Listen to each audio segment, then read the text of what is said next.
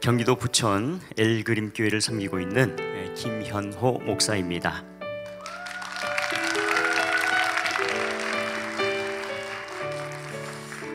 저는 불신자의 가정에서 태어나 20살 때 지인의 전도를 통해 처음 예수님을 믿게 되었습니다. 그러던 중 섬기던 교회 부흥회를 통해서 하나님의 부르심을 깨닫고 목회자가 되기로 서원을 했습니다. 이후 저는 짧은 부교육자 생활을 하다가 서울에 있는 대형 치과 병원의 원목 겸 장애인들을 전문적으로 또 치료하고 섬겨주는 그런 선교단체를 섬길 수 있는 기회가 있었습니다. 하지만 선교단체를 후원하던 병원의 자금 사정으로 인해 결국 4년 만에 치과 선교를 마무리하고 새로운 사역지를 찾아보던 중에 결국에는 제가 제일 하고 싶지 않았던 개척을 지금으로부터 11년 전 경기도 부천에서 시작하게 되었습니다. 모든 사역자들이 그렇듯이 처음 개척할 때의 마음은 기대와 소망을 가지고 시작합니다. 그러나 사실 개척은 이상과 현실의 갭을 확인하는 과정 가운데서 수많은 절망과 낙심을 경험하게 되는 연속의 시간이었습니다.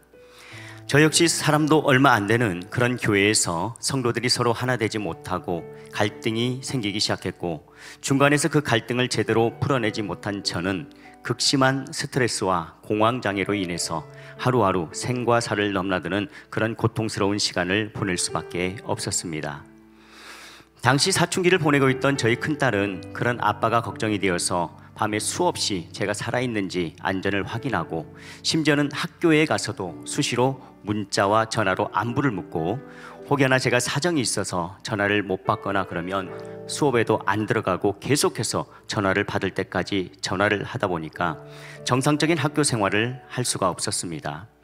결국 이대로 가다가는 교회도 가정도 다 무너지고 말겠다는 그런 두려움에 할 수 없이 성도들에게 사정을 이야기하고 사임을 하겠다라고 발표를 하게 되었습니다. 하지만 울며 저를 놓아주지 않는 그나마 남아있는 몇몇 성도들을 바라보면서 결국 이러지도 저러지도 못하고 있는 그때 문득 신학생 시절에 많이 들었던 두 날개가 갑자기 생각이 났습니다. 그동안에는 옆에서 다른 분들이 아무리 두 날개를 이야기해도 들리지가 않았는데, 막상 벼랑 끝에 서고 보니까 제일 먼저 생각난 것이 한 번도 가보지 않았던 두 날개였습니다.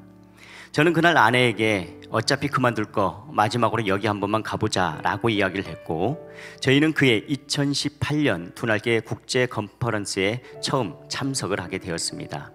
그날 아내는 김성곤 목사님의 강렬한 메시지와 비전 선포를 듣고는 바로 이것이다, 이런 확신이 생겼다라고 고백했지만, 저는 이미 뭔가를 다시 시작한다는 것에 대한 두려움과 또 실패에 대한 트라우마로 인해서 컨퍼런스 기간 내내 졸다가 온 것만 같습니다. 하지만 이후에 계속되는 집중훈련을 통해서 점차 제 안에 잠들어 있던 소망이 조금씩 회복되는 것을 경험할 수 있었습니다.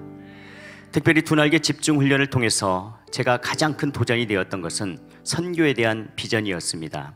김성곤 목사님께서 강의 때마다 두 날개의 결론은 연합선교다라고 선포를 하셨는데, 그 이야기를 듣는 순간 마치도 밭에 감추어져 있던 그 보화를 발견한 그 감동이 저에게 밀려왔습니다. 그날부터 저는 하나님께 우리 교회가 단순히 헌금만 보내는 그런 교회가 아니라 우리 주님 다시 오시는 그 길에 작은 그 보도블록 한 장이라도 깔아드릴 수 있는 그런 부스러기 은혜라도 달라고 간절히 기도하기 시작했습니다. 그렇게 2018년 처음 컨퍼런스와 또 이후에 이어지는 집중훈련을 마치고 2019년부터 이제 우리 교회도 두 날개를 적용해야겠다는 마음을 가지고 있었지만, 문제는 여전히 제 마음이었습니다. 그동안 제가 웬만한 이름 있는 훈련 프로그램을 다 해봐왔지만 도중에 계속해서 실패를 경험했기 때문에 어쩌면 이번에도 그럴지 모른다는 그런 두려움이 제 안에 남아 있었습니다. 그러는 중에 하나님께서 이 문제를 돌파할 수 있는 지혜를 주시기를, 저희 교회 주변에 혹시나 두 날개를 잘 적용하고 있는 그런 교회가 있다면 그 교회의 도움을 받아봤으면 좋겠다라는 생각을 하게 되었습니다. 저는 곧장 저희 교회 주변에 두 날개를 잘 적용하고 있는 그런 교회를 찾아냈고, 그 교회 목사님을 찾아가서 도와달라고 간곡히 부탁을 드렸습니다. 감사하게도 목사님은 기쁜 마음으로 허락을 해 주셨고, 그때부터 저와 아내는 그 교회 성도들과 똑같이 매주 양육을 받기 시작했습니다. 그리고 그렇게 양육을 받고 돌아오면 그 다음 주에 저희 교회에서 저희가 받은 양육을 똑같이 교회에 적용하기 시작했습니다. 예를 들어 그 교회에서 회복 캠프를 하고 오면 다음 주에 저희 교회에서 몇 명 안 되는 성도들을 모아놓고 회복 캠프를 했습니다. 이후에 양육반부터 제자대학 2학기까지 2년간의 모든 과정을 같은 방식으로 적용하기 시작했습니다. 심지어는 아이스 브레이크부터 시작해서 별로 재미도 없는 썰렁한 유머까지 다 적어와서 그대로 따라하기 시작했습니다. 물론 어려움이 없었던 것은 아닙니다. 성도들 중에는 목사님이 또 새로운 훈련 프로그램 하나 어디 가서 가져와 가지고 본인들을 상대로 임상 실험한다는 생각을 가지고 불평하면서 그렇게 관망하는 분들이 있는가 하면, 우리 목사님은 자존심도 없다면서 아예 교회를 떠나가는 그런 분들도 있었습니다. 하지만 저희는 더 이상 물러날 곳이 없었기 때문에 몇 명 안 되는 그런 성도라 할지라도 마지막까지 최선을 다해보자는 심정으로 계속해서 훈련을 진행하게 되었습니다. 그리고 이후에는 훈련의 소극적인 장년들 대신에 양육의 대상을 어린 청소년들에게 넓혀보면 어떻겠냐라는 주변의 조언을 듣고, 당시 고등학교 1학년, 2학년 학생들을 대상으로 양육을 시작했고, 아이들이 빠르게 성장하면서 교회의 일꾼으로 세워지다 보니까 이후에는 장년 성도들도 조금씩 관심을 갖게 되었고, 그때부터 교회 안에서 두 날개의 양육은 조금씩 자리를 잡아가게 되었습니다. 회복 캠프에 관한 이야기를 하고 싶습니다. 처음 저희 교회에서 회복 캠프를 진행했을 시기에 대부분의 성도들이 가난한 직장인들이다 보니까 원칙대로 하루라는 시간을 할애해서 회복 캠프를 진행할 수가 없었습니다. 결국 저는 이 문제를 놓고 하나님께 지혜를 구했는데, 감사하게도 사람이 많지 않은 작은 교회의 특성상 주일 예배를 활용해 보면 어떨까 하는 마음이 들었습니다. 그래서 모두 4번의 챕터 가운데 첫 번째 챕터를 주일 오전 예배 때 설교 자료로 활용을 하고, 그 이후 시간을 계속해서 회복 캠프를 진행하다 보니까 얼마 안 되는 성도지만 대부분의 교인들이 주일 하루를 온전히 회복 캠프에 참여하게 되었고, 그로 인해 기대 이상의 은혜와 변화의 간증들이 차고 넘쳐나게 되었습니다. 성도들 중에서는 오랫동안 해결하지 못했던 가족 간의 불화의 문제가 회복 캠프 이후에 해결되기도 하고, 오랜 시간 마음의 상처로 인해 힘들어하던 분들이 치유를 받기도 하고, 육체의 질병으로 고통받던 분들이 특별한 치료의 역사를 경험하는 그런 일들도 일어나기 시작했습니다. 이는 행복 모임도 마찬가지입니다. 저희가 처음에 행복 모임을 시작하려고 하는데 성도들도 모두 소극적이었고, 저 역시 누구를 대상으로 어떻게 해야 할지를 몰라서 망설이고 있었는데, 하나님께서 필리핀 아우니치에서 현지인들을 전도하고 해피 미팅을 진행했던 것을 생각나게 해주셔서 저희도 처음에는 그렇게 한번 해보기로 했습니다. 그래서 매주 금요일이 되면 청년들과 함께 기타를 메고 교회 근처 공원을 돌아다니면서 놀러 나온 어린이들을 대상으로 행복 모임을 진행을 했습니다. 처음에는 공원에 나오는 아이들의 숫자도 변수가 많았고 여러 가지 환경적인 어려움도 있었지만, 그래도 포기하지 않고 계속 진행을 하다 보니까 이제는 매주 금요일 오후 3시와 5시가 되면 어른아이 할 것 없이 약 30명 정도가 모여들기 시작했고, 그 가운데 복음을 듣고 또 영접기도를 따라하는 놀라운 일들이 일어나고 있습니다. 물론 지금은 원칙대로 행복 모임을 진행은 하고 있습니다. 그러던 중 2019년 저희는 새술은 새 부대에 담아야 한다는 생각에 기존에 있던 허름한 상가에서 조금 더 좋은 환경의 상가로 교회를 이전하게 되었습니다. 그리고 저는 새로운 예배당에서 성도들에게 새로운 비전을 선포하였습니다. 그것은 다름 아닌 이제는 교회의 일꾼을 세우는 것을 넘어서 우리가 10년 이내에 12명의 장단기 선교사와 300명의 평신도 사역자를 세워서 열방과 지역을 섬겨보자는 비전입니다. 하지만 당시에는 저희가 새로운 곳으로 이전을 하고 성도수가 다해봐야 30명도 모이지 않았을 때입니다.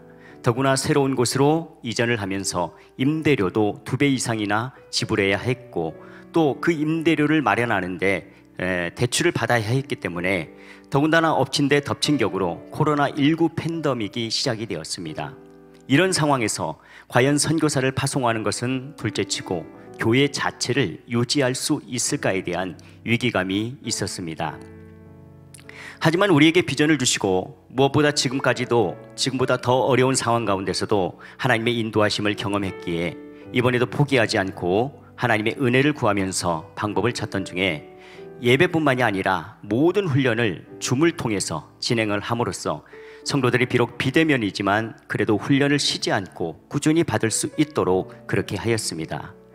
감사하게도 그렇게 훈련받은 성도들은 코로나 팬데믹에도 흔들리지 않았고 비대면 기간임에도 성도들이 한두 명씩 돌아가면서 매일 교회에 들러 기도하는 운동에 동참함으로 교회에 대한 애정과 관심이 식지 않는 열정을 보여주었습니다. 저희의 도전은 여기서 멈추지 않았습니다. 저는 비록 코로나 팬데믹으로 모든 선교지의 문이 닫혀버린 상황이지만 오히려 이럴 때 선교사를 파송해야 한다는 마음이 들어서 성도들에게 선교사 파송에 대한 결심을 발표하게 되었습니다. 감사하게도 얼마 안 되는 성도들이었기에 성도들이 목사의 말을 믿고 따라주었고 저희는 2021년 여름 유일하게 문이 열려있던 러시아 블라디보스톡으로 첫 번째 선교사를 파송하게 되었습니다. 이후 하나님의 은혜로 매년 빠지지 않고 계속해서 지금은 선교사를 보내는 축복을 경험하고 있습니다. 두날개를 시작하고 나서 가장 두드러지게 변화된 몇 명의 인물을 소개하고 싶습니다. 첫 번째는 저희 교회 청년인데 이 청년은 본래 청소년 시절 친구들과의 갈등으로 인해 고등학교를 자퇴하고 집에서 힘든 시간을 보내고 있었습니다. 그러던 중에 2019년 여름에 앞서 저희 교회가 두날개 양육을 적용하는 데 많은 도움을 주었던 그 교회로부터 두날개 아웃리치를 함께 가보자는 제안을 받게 되었습니다. 당시에는 무엇이든 다 따라 해봐야 한다는 마음을 가지고 있었기 때문에 저희 아내가 어렵게 돈을 모아서 저와 아내 그리고 그 청소년까지 3명이 필리핀 아웃리치에 참여하게 되었습니다. 감사하게도 하나님은 이 아웃리치 기간 동안 이 청소년의 상처받은 마음을 만져주셨고 이 아이는 하나님께 선교사로 헌신을 하게 되었는데 이 친구가 바로 저희 교회에서 코로나 시기에 첫 번째로 파송받은 선교사입니다. 그런가 하면 저희 교회 성도님들 중에는 두날개와 선교에 대해서 무척이나 부정적인 생각을 가지고 계셨던 분들이 몇몇 있습니다. 국내에도 도와줘야 될 불쌍한 사람이 많은데 굳이 그 많은 돈을 들여서 아웃리치를 가고 선교사를 파송하느냐며 비판적인 목소리를 높이시던 분들이셨습니다.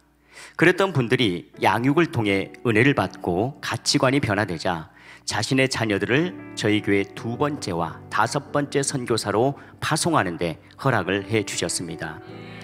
이후 성도님 중에 한 분은 2023년에 아웃리치에 함께 다녀오시고 지금은 교회의 두날개 홍보 대사가 되어서 성도들에게 두날개 양육을 꼭 받으라고 적극적으로 권면하시는가 하면 본인이 아웃리치를 다녀와서 받은 은혜를 간증하면서 교회 중직들이라면 한 번쯤은 반드시 아웃리치에 다녀와야 한다라고 권면하기까지 합니다. 이외에도 많은 분들의 변화가 있었지만 특별히 이 자리를 통해 꼭 소개하고 싶은 2사람이 있습니다. 이 2사람은 다름 아닌 저희 2딸입니다. 앞서 말씀드린 것처럼 저희 2딸은 제가 개척 초반 힘든 시간을 보내고 있을 때 사춘기를 지나면서 함께 힘든 시간을 보낸 자녀들입니다. 그런 아이들을 하나님께서 일찍 만나주시고 이후 두날개 양육과 회복 캠프를 통해서 아이들 마음 가운데 있던 깊은 상처들을 치유해 주셔서 지금은 누구보다도 충성스러운 저의 동역자가 되어 있습니다. 그 중에 저희 둘째 아이는 현재 저희 교회 4번째 선교사이자 지난 43기 단기 선교사로 파송이 되어서 지금 필리핀에서 열심히 사역을 감당하고 있습니다. 그리고 가장 힘든 시간을 보낸 저희 큰딸 역시 자신의 차례가 오기를 기다리며 교회 안에서 큰 일꾼으로 섬기고 있습니다. 어쩌면 두날개 프로세스를 적용하면서 사실 가장 큰 변화는 누가 뭐라고 해도 저 자신입니다. 사실 과거에 저는 늘 부정적인 사람이었습니다. 저는 목회가 안 되는 이유를 늘 환경이나 사람에게서 찾았습니다. 어떤 교회가 부흥을 했다고 하면 그 교회는 일할 사람이 많이 있으니까 그리 된 것이고 어떤 경우는 부모님을 잘 만나서 그리 된 것이고 그 교회는 물질이 많으니까 그리 된 것 아니냐라는 비판과 정죄를 통해서 저의 부족함과 연약함을 합리화하려고 했던 것 같습니다.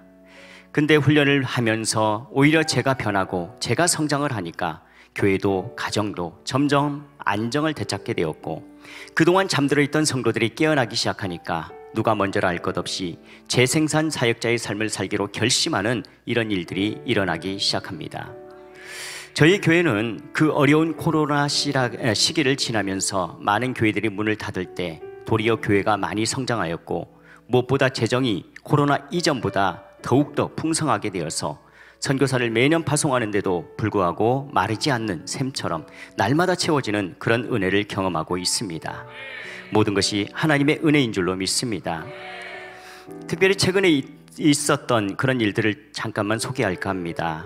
저희 교회는 작년 한 해 교회가 꾸준히 성장해 가는 중에 갑자기 약 30여 명의 성도들이 이런저런 이유로 교회를 떠나는 그런 아픔을 겪어야만 했습니다.